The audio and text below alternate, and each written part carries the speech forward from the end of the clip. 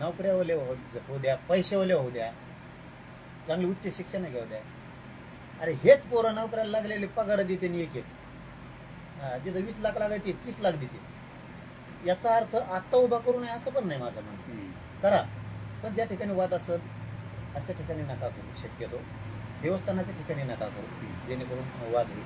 कारण ते धर्माचं मंदिर आहे. ते काय कुठं धनगराचं नाही. काही जण म्हणले तिथं धनगराचं आहे, धनगराचं नाही.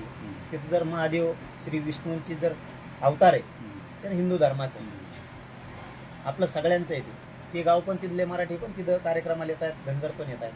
त्याच्यात जात तोलू नका. ठीक आहे, एका चौकातल्या ठिकाणी तोललो तुम्ही काय वाटत नाही मला, पण अशा ठिकाणी हे व्हायला नको. पुतळे उभा करा नका करू हे दोन्ही मी म्हणत नाही. पण आता काय होतंय, काही काही षडयंत्र करतात का काय असं पण वाटायला लागलंय आता. कारण मराठ्यांच्या बाजून असणाऱ्या जाती मराठ्यापासून तुटल्या पाहिजेत, हे पण षडयंत्र असू शकतं अशी शंका आहे.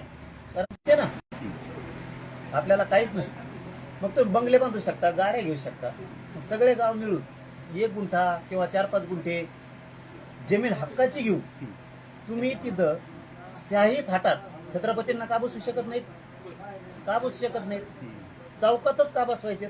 बरं बसवा, तिथं हरकत नाही, वाद नसेल तर हरकत नाही. पण मस्जिद कुणी उचलून टाका म्हणतं का बाजूला? मंदिर कुणी बाजूला टाका म्हणतं का? जागे ते छत्रपतीच्या नावांवरती त्यांच्या स्मारकासाठी मराठा समाज एवढा कमजोर झाला का की तुम्ही स्वतःची जागा घेऊ शकत नाही 2-3 गुंठे किंवा 1 गुंठा तिथं शाही